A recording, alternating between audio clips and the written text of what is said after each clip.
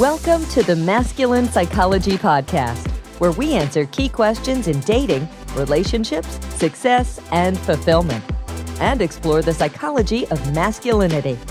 Now, here's your host, world-renowned therapist and life coach, David Tian. Welcome to the Masculine Psychology Podcast. I'm David Tian, your host. In the previous two episodes, we've been exploring the natural confidence and courage and self-control that comes from training in the martial arts and from accessing the parts of us that are like warrior parts or fighting parts. And when it comes to the martial arts, in particular, the development of certain virtues such as perseverance, integrity, self-control, and instilling in us this lesson of the importance of skill. And in many cases, skill trumping talent, especially when you apply efforts over time or hard work or practice or training. And then, of course, facing our fears and making that a habit. And then finally, experiencing the results and rewards of long-term training and discipline. And all of that coming from embracing the journey of getting better at martial arts. And that is all in addition to just the sheer enjoyment of the activity of training, which for many people will be more enjoyable than standard weightlifting type of workouts or steady state cardio. And we also explored the downside, the dangers of an over-reliance on that warrior energy, or more specifically, a kind of killer instinct, especially as a case study in pro fighters, but also in anybody who relies a lot on that type of energy to get things done in their lives, to accomplish these goals, or if they allow these parts of themselves to set the big goals in their lives and spending a lot of their time or their lives devoted to achieving these goals and relying on that kind of killer energy to get there. In the long term, exploring, as we did in the previous episode, in long term experiencing burnout and a toxic imbalance in their lives. And now in this episode, we're going to be swinging in the opposite direction, in the other extreme. And I'm toying with the idea of naming this the art of loafing, or the importance of laziness or of leisure, something along those lines. And the main question being, who can best enjoy life?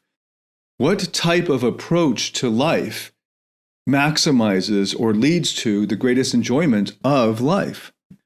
Because the martial approach to life, especially exemplified in martial arts and in the warrior parts of us, or the warrior archetype, which I haven't discussed in these episodes yet, focusing more specifically in the last episode on the killer instinct, these are important parts of us that have a lot of power and resources that we can call upon in certain circumstances, especially for those parts of us that still feel the fear of physical safety, or that feel the fear that comes from being unable or not trusting enough in the self to control the anger that might be underneath. And this could come from the effects of abuse in childhood, or from bullying in childhood, being the victim of bullying or the victim of abuse.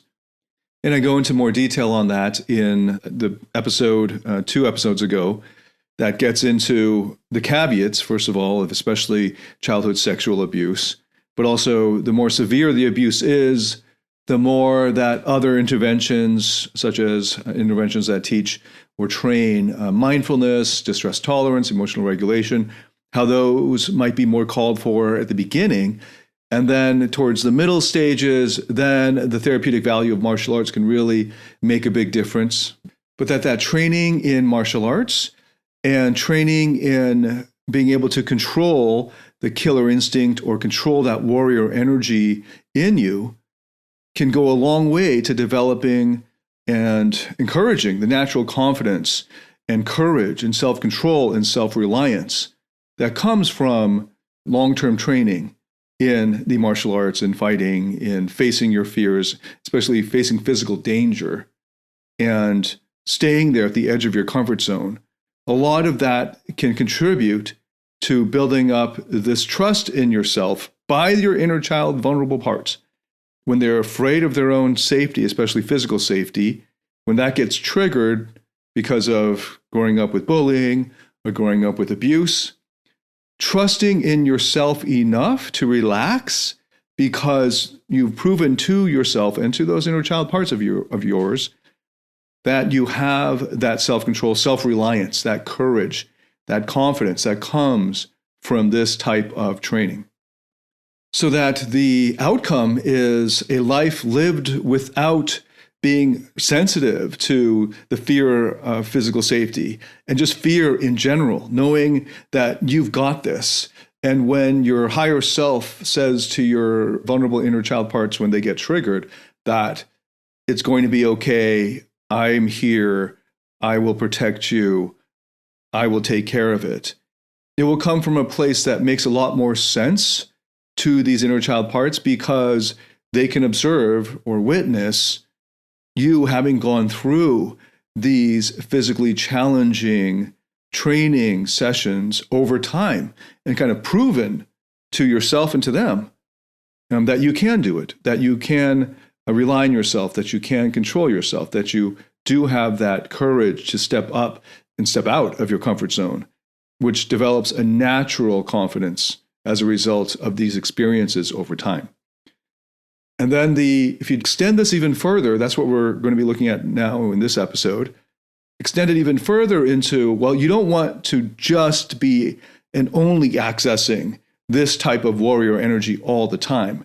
Because as I pointed out in the last episode, over-reliance on this type of killer energy, regardless of whether you can control it, just over-reliance on it, making it sort of like your home energy all the time, instead of in short spurts or when needed, or just for that training session, for that 1 hour, 2 hours a day of training sessions, but always being there, which is sort of what I was explaining, one of the liabilities of doing this as a living if you're a pro fighter, that you'll then need to have a kind of come down process, in addition to when you're getting ready for a fight, a building up process, but now coming back to daily life, coming back to your loved ones, to your personal life, having a kind of come down process and realizing that those short bursts of warrior energy, as a result of all the training, so that you can control that, so you can turn on that killer side of you and modulate it and regulate it for specific purposes, whether it's for an actual physical fight, or it could be for business or sports or arts or music, whatever it is. Actually, those are short spurts. And your main way of being is calm and carefree and loving and joyful and really enjoying life. That's your main way of being. And it can actually happen so that you're able to experience as a default love, joy, fulfillment, peace, calm, confidence, as well as courage inside, without having to rely on a kind of physically taxing warrior or killer energy. And that's what I'm going to be discussing in this episode, kind of balancing it out with the further stage of treatment for those who are suffering still and feeling the symptoms of that fear, that's kind of background fear and anxiety as a result of toxic childhood upbringing or abuse or bullying. Okay, so I've got 4 points for this episode. And like I said, I've been toying with the idea of entitling it The Importance of Loafing, or The Art of Loafing, or Leisure, or even Laziness, depending on how you look at it. And then the big question that could drive or just ignite the episode's train of thought is, who can best enjoy life? And this is a major question, a guiding question in ancient philosophy. Who best enjoys life? What type of person best enjoys life? And there's a particular dominant strand in Asian philosophy, exemplified, in my opinion, by the Taoists, specifically the Zhuangzi or the Tao Te Ching, which really brings out the importance and art of loafing. And loafing being a kind of, in case you don't know what loafing is, loafing refers to the act of not doing any work per se, that it's more of just lazing about in following your heart's desires, in the sense of like leisures, just downtime. That's one way, that's a good way of putting it. Loafing in downtime. And it's important to think about downtime, because achievers, and a lot of my audience, maybe you are an achiever or have strong or dominant achiever parts in you, just as I do. Achievers started off very early on with, well, it's actually a coping strategy to deal with trying to get attention, approval, love, acceptance from their parental caregivers very often, but from those who, when they were young, they needed to get that love and connection the most from. And their way of doing it was they settled on achieving as a kind of pleasing, or achieving as a kind of rebellion.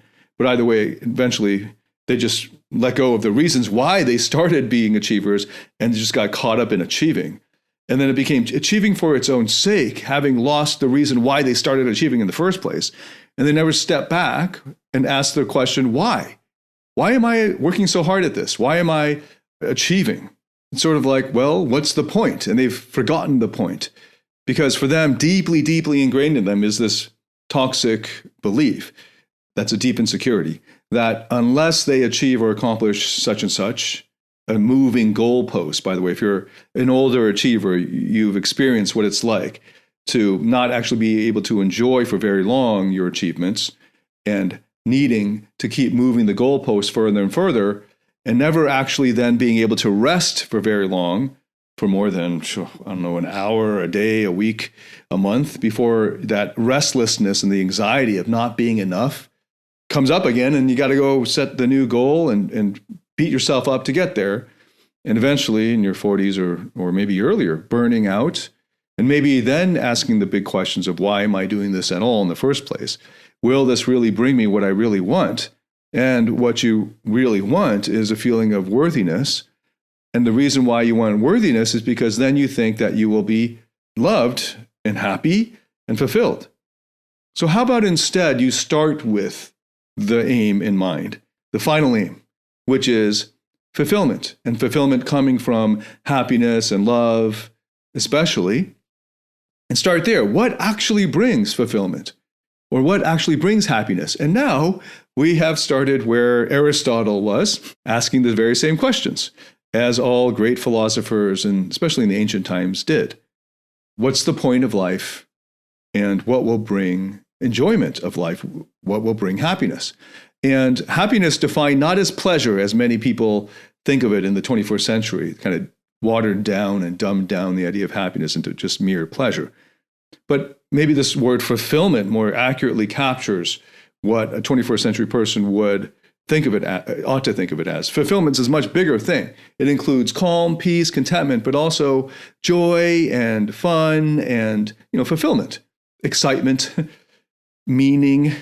What would bring fulfillment? And there's actually quite a lot of research in this relatively new field, though it's been at least 2 decades now, when there was actually 3 decades since serious research began in this field, called positive psychology.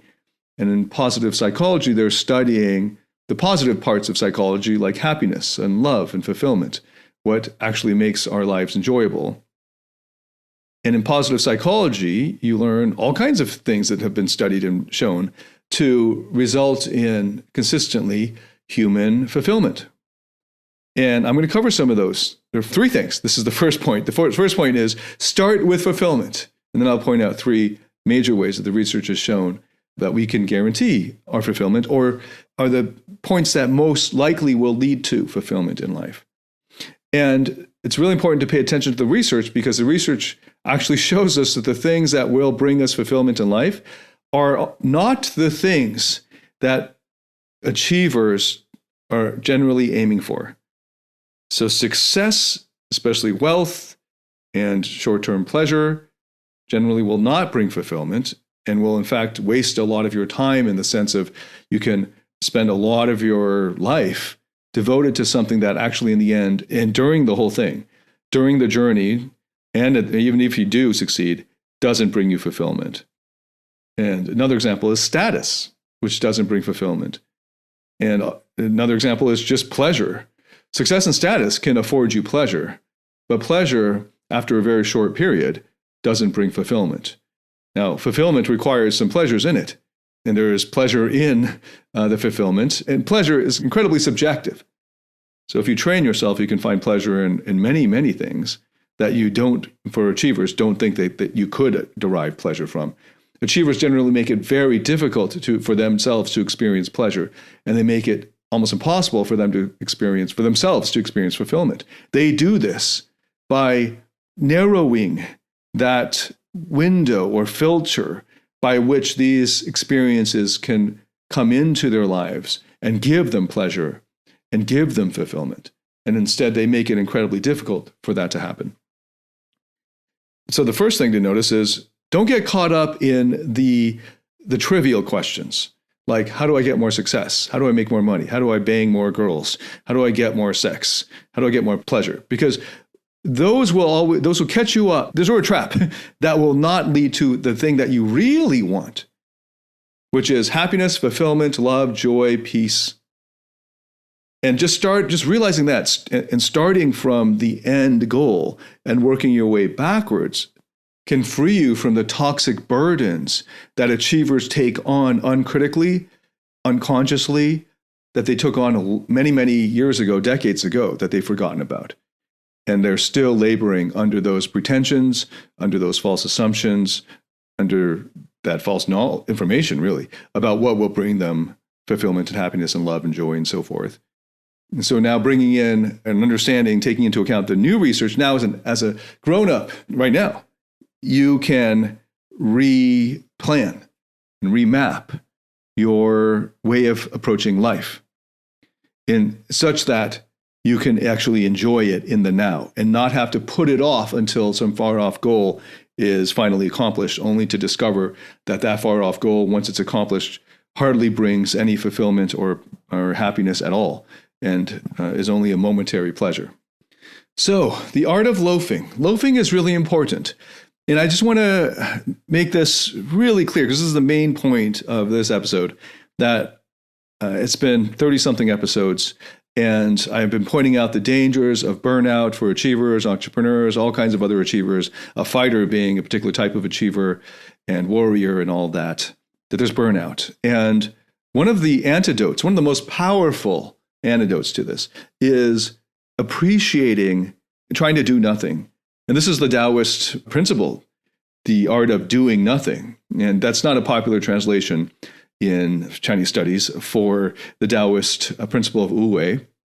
It's often translated something else, because usually people translating it are professors or academics, and they're achievers. So they don't like the idea of doing nothing. They call it something else, like effortless action, which is partly true. Depends on what they're trying to get at. Wu Wei is a kind of flow, but it's even deeper than that. But just on the bare translation of it, just the bare meaning of it, it does mean non-action, just those two words, the negation of action. And part of it is embracing the Taoist point of actually not doing anything. So actually taking some leisure time. And for those who are in creative pursuits who require their imagination, anybody who works in innovation, you already know this. So those of you who are more pencil pushers, and probably don't see yourself as that, but if you're just grinding, just trying to get more work done, and your work doesn't require much creativity or imaginative thinking or innovation, then you may not have noticed this. But if that's the type of work you're doing, there's a real ceiling on how much you can succeed in life. So one thing that if you're a middling achiever and you want to become a more successful achiever, one thing to notice is that you should schedule and block out a lot more time to do nothing. And you might notice maybe at other times of your life when you had more freedom, maybe in university, though some people, depending on how they approach their university studies, they didn't have much of this downtime. But maybe you can recall a time in your life when you had a lot more downtime. And in that downtime, you allowed yourself the luxury, so to speak, of thinking of the more important, deeper questions. So instead of rushing about trying to check off items on your to-do list, you actually take the time to just daydream about what is really important to you, because that changes as you evolve as a person, what you really enjoy, and giving you the time, the leisure, the space to be with yourself and to have the downtime, the time itself to explore the things that bring you pleasure, that can actually lead you into flow. So the positive psychology research has shown that there are very few factors that actually consistently lead to human happiness or human fulfillment. And one of those few factors that is actually within our control that will lead to fulfillment and happiness is flow, the state of flow, and activities that bring you into flow. And most people who work at a job for a living, most of them don't experience much flow in their day jobs. They're doing the day jobs to make some money, and that's fine. But if you're just caught up in doing this day job that's not very fulfilling so that you can make a bunch of money, so that finally, after you make a bunch of money, you can finally retire after a certain point, after making some millions, and then do the things that you really love to do. You probably don't even know what those things are if you've been just slaving away at your day job, trying to save up some money. You probably don't even know what those are. Maybe you're just thinking, I just want to sit on a beach. I just want to rest. Most achievers, by the time you hit your 30s, those achiever parts of you don't even really know what they want to do. They just want to rest because they're exhausted. And maybe that's what they need to do. Actually, that is what I'm suggesting they need to do more of, except don't wait until the end when you're finally retiring at 65, 70 or whatever. People are retiring later and later in life and not allowing themselves the joy of enjoying their lives, but instead slaving away continually, unthinkingly, unreflectively for some far-off goal that may never be attained or may never come. For most achievers, it's in those times of loafing, of downtime, of leisure, of having nothing pressing to do in particular, but sort of just following your heart's desires, your whims, and noticing inside in yourself your thoughts and feelings about what you really enjoy doing, what brings you enjoyment, what your real preferences are and desires are, what your big dreams are, and allowing yourself the freedom to think big. That requires downtime, just being with yourself, not rushing and running errands or doing your data entry or to-do lists, but just taking some time for yourself.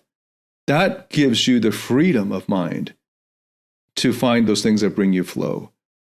And another thing is, you'll discover if you stay with the art of loafing long enough that there is an art to it, that just as the ancient poets and not so ancient poets have just know and discovered, that just in the simple, the mundane, the ordinary life, the simple, the plain, the ordinary, we can discover the greatest amounts of pleasure. That fulfillment comes not from slaving away at some far-off goal, hoping that at the end of it we'll finally feel worthy. That's a lie. That's a big trap. That's the achiever's trap. And the myth of achievement that I've been addressing many episodes towards. But instead, taking a note from the poets, from so many ancient philosophers, that available to us in our simple, our plain, our ordinary day-to-day life are experiences that if we attune to them, if we are mindful of them, if we pay attention to them, if we focus on them, they alone can bring us these pleasures and the enjoyment of life. That won't be available to us unless we stop our striving and pause. Preferably pause for longer than a moment. Maybe you can take an entire day. Maybe you can take an hour or two each day to let your mind wander. Maybe you can just only do it in your meditation. So for hardcore achievers like how I used to be, you can barely afford what you think you can barely afford, 20 minutes a day for meditation. Fine. In those 20 minutes, allow your mind to just wander and just notice those thoughts. Don't meditate so that it will make you richer, though if that's what you need to do to get started, that's fine. But hopefully you'll reach a point where you will discover the intrinsic pleasure of just sitting with yourself and allowing your mind to wander and flow and roam where it may, and noticing that you have the resources within your own mind of discovering and experiencing all the fulfillment, the joy, the happiness that you've been slaving away for so long and putting off and not allowing yourself the permission to do it, to experience it.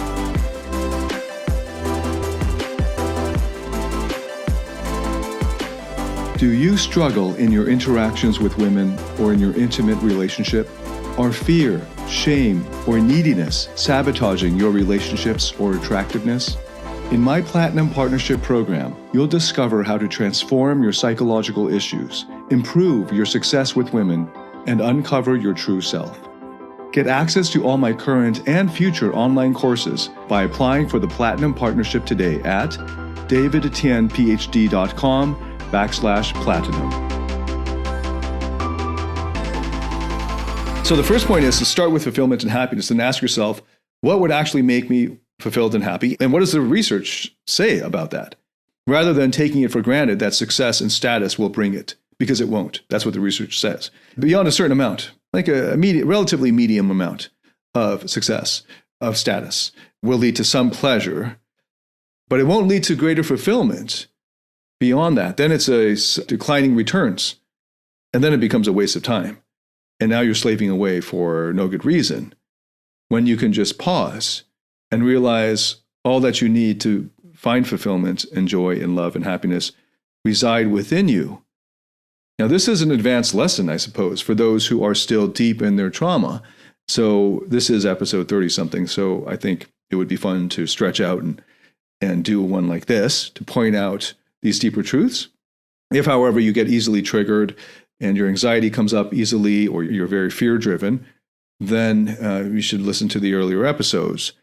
But for those who have this relatively regulated, their fear and their anxiety relatively regulated, and they're hardcore in their achiever mode, I'm just pointing out that you don't need to attain that success in order to find that fulfillment and happiness and sense of worthiness. And in fact, if you can experience flow, and gratitude is another way of approaching it, in the present moment, just in the simple, the ordinary, the plain day-to-day life you already have, then you have already won the game of life.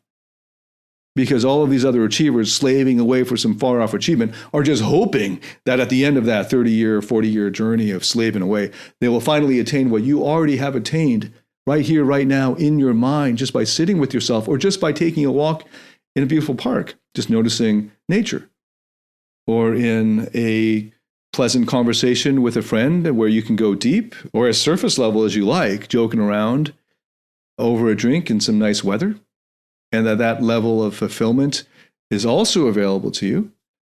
Or you can experience enjoyment of life just in the movement of your physical body, or just being, or just reading a good book, or just listening to music that really moves you and that you can get immersed in.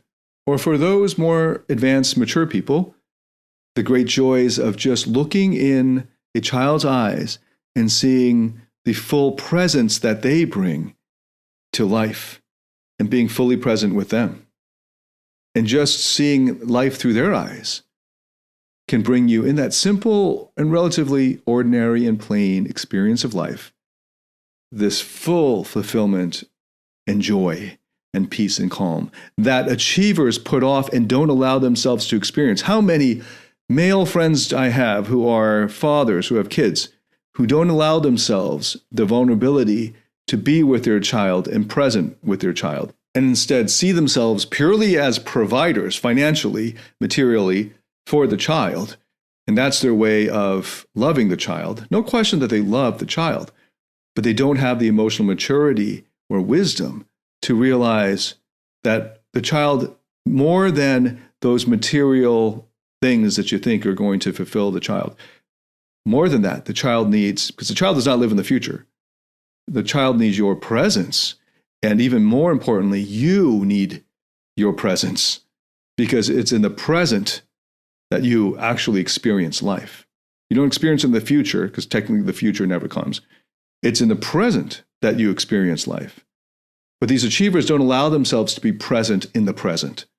And because of that, they miss out on the enjoyment of life, slaving away at some far-off goal, slaving, I say, because they don't really enjoy the activity, their jobs, or whatever the heck they're doing most of the time.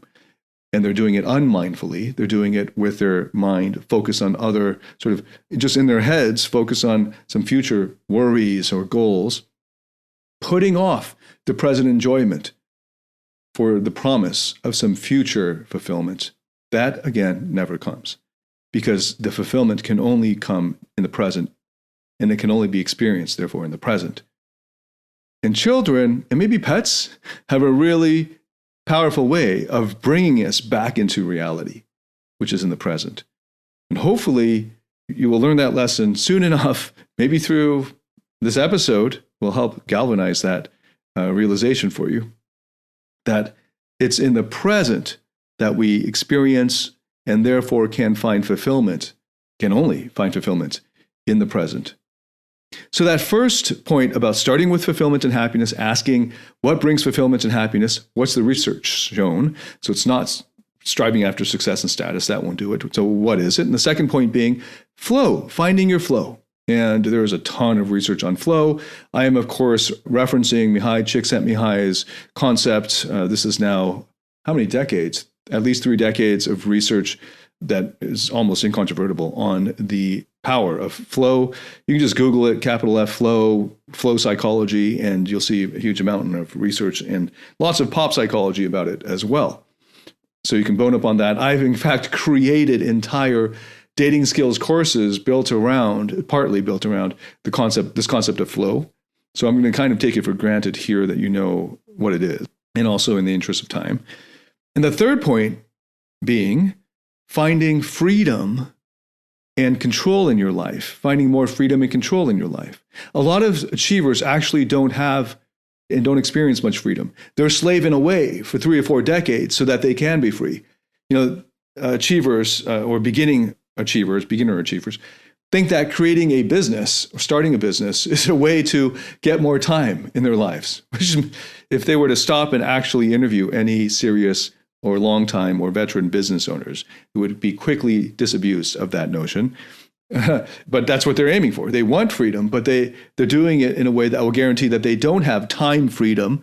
And maybe if they can cash out and exit way down the line, then they can have freedom. But it's just the same. It's the same as slaving away for 3 or 4 decades at some corporate job, hoping for retirement funds. So then when you're old and wrinkly, finally being able to have the leisure time to sit on a beach.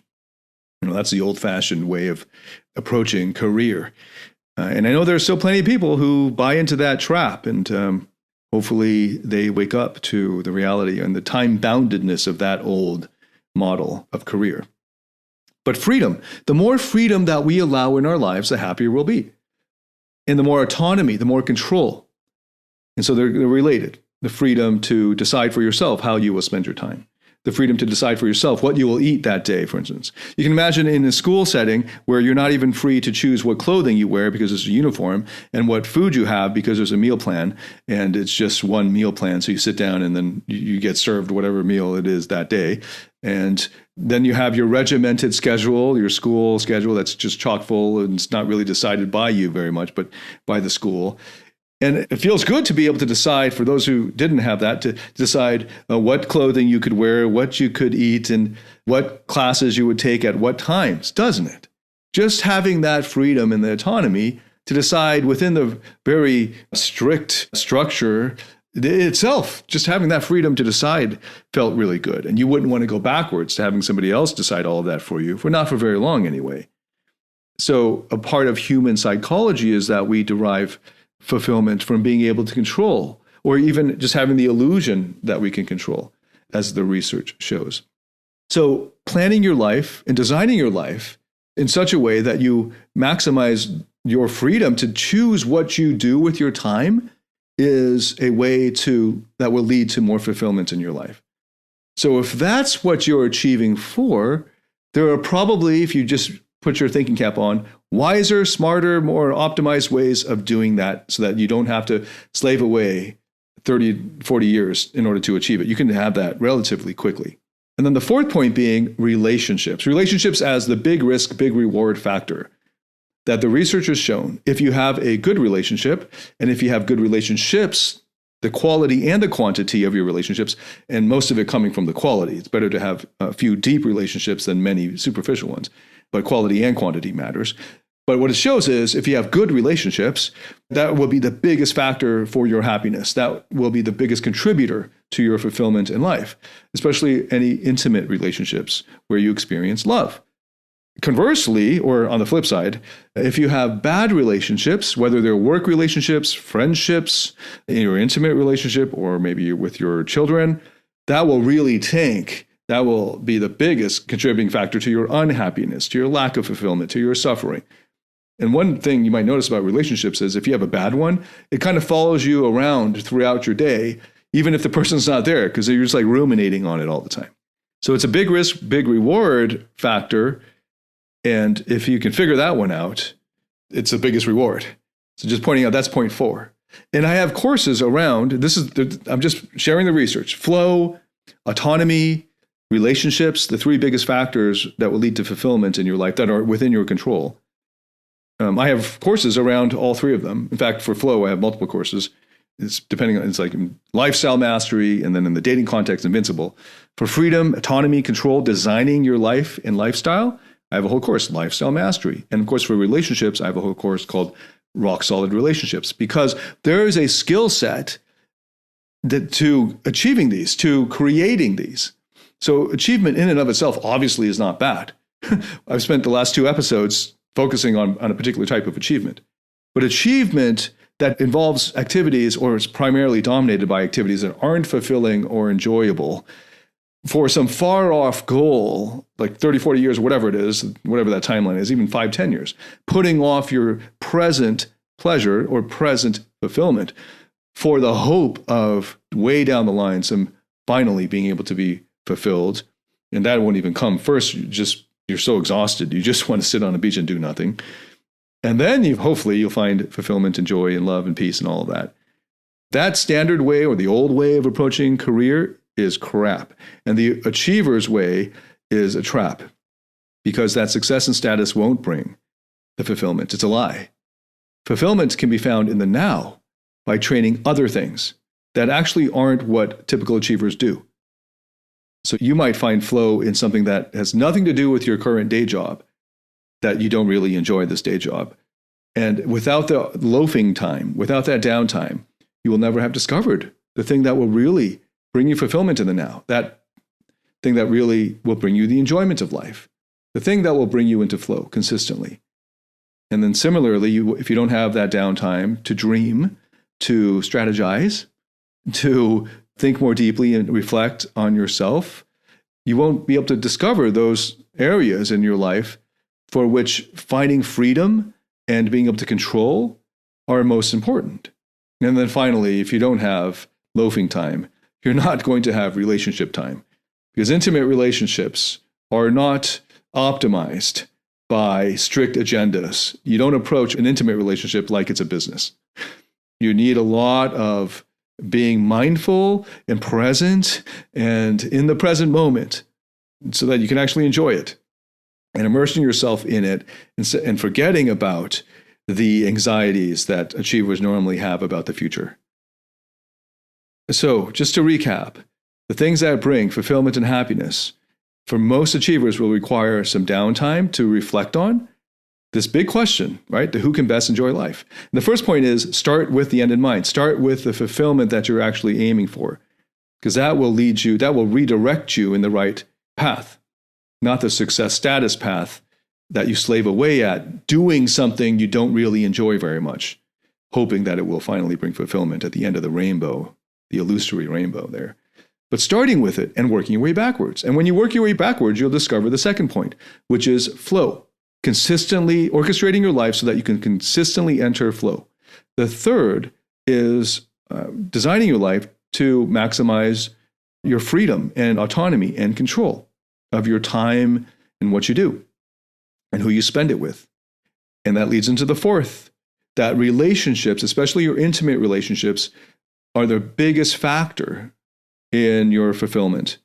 But it's also big risk, big reward. So you've really got to figure out that factor. And of course, I've got courses on all of these: lifestyle mastery, rock solid relationships, flow and dating is covered in Invincible. And you can get access to all of those if you just join the Platinum Partnership, which gives you access to all of the online courses. So I'll just end with one illustration by case study. And this is my client, Bob. And Bob came to me as a very successful financier. He was a trader at the global level. His line was more than 5 million a day that he was authorized to trade by his banks.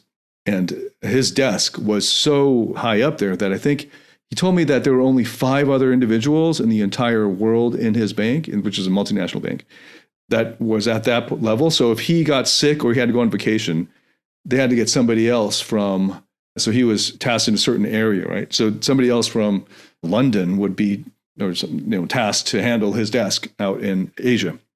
So anyway, this Bob was making multi-million-dollar year-end bonuses, and he'd lose $3 million in a day, and then next day make $5 million or something like that. And Bob discovered that his work, while it was exciting and adrenaline rushing, when we hung out, he would be on his phone checking the trading lines constantly. And by his late 20s, he was already burning out and already questioning the meaning, really, the bigger picture of what his work that he slaves away 60, 70, sometimes 80 hours a week doing, what the point of it was. Because he was saying to me, all I'm doing is making these rich people richer. And I'm not really, he says, contributing to the things that really matter to him. And what he discovered in his downtime was that he actually enjoyed while he was loafing, he discovered that he really enjoyed making music, mixing music in particular. And he just wished he had more and more time to do that, but he couldn't. He had less and less time to do it. And one of the big lifestyle choices that he made when he got into a relationship was that he would start to plan his escape, his early retirement in his early 30s. And it took a while. It took over a year to plan that out. But then he did manage to exit that. And by that point, he had 2 daughters. And you should see the joy in his face, seeing him several months after he began his so-called early retirement, and is now managing his own private family fund and foundation, which is, I think he's got a team of just 2 other people, helping him with that. And it's relatively work-free for him. I think he mentioned something like just 2 or 3 hours of work on average a day. And settling down, so he's making a lot less money per year, a lot less. And I've seen this over and over, that guys who have a $250,000 a year job and they're slaving away at that had discovered that they actually were much happier and much more fulfilled doing something else that only made them $80,000 a year, and that they were happy to have made that shift. And Bob's is just a more extreme example of that, adding another, I guess, digit to that, but experiencing the happiness that comes from having the time to take his daughters to their recitals, to their practices, to their extracurricular events, to play on the playground with them and not be checking his phone, to spend quality time with his wife, take her out on dates and be fully present without checking his phone, and his friendships, and then to have work that has bigger meaning for him. Either it brings him greater pleasure, like his music, or it has deeper meaning, like his foundation work. And the amazing thing was, this realization only came as a result of pausing. And he has colleagues who he started with, same age, now in their 40s, who are approaching their 40s, who are still doing the same thing, burning out their private lives. They can't hold down a relationship. Of course, then they can't have children. And then to numb the meaninglessness of their lives, they drink or do drugs or whatever it is that's typical of high-powered finance, as these guys age and hit that midlife crisis. And then maybe then they will be forced to look at the questions, to ask themselves the questions that Bob, luckily, was already asking himself in his late 20s. And just going through that lifestyle mastery process, around which I've designed a whole course called Lifestyle Mastery.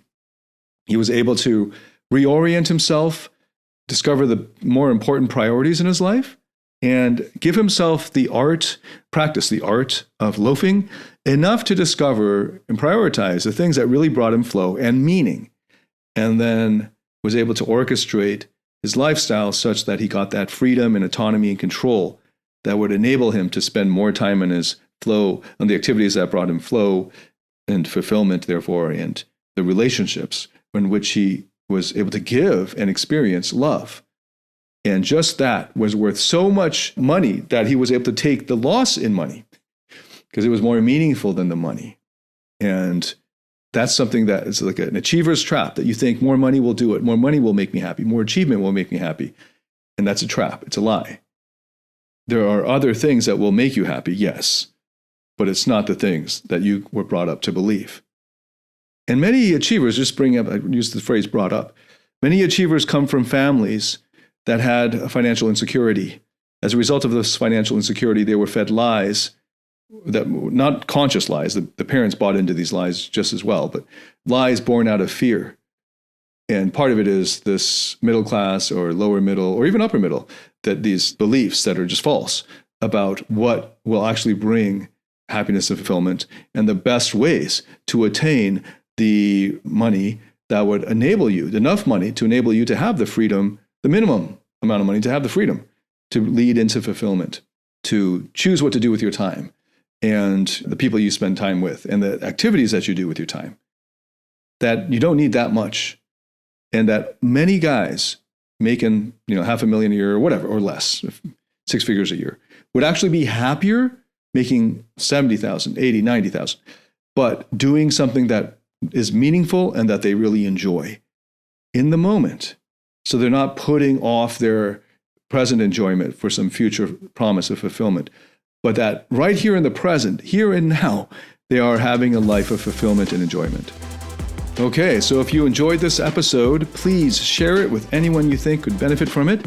And I appreciate all the feedback you guys have been giving me. And give us a rating on Apple Podcasts if you liked it. And I hope to see you in the next episode. And until then, thank you so much for listening. David Tian, signing out.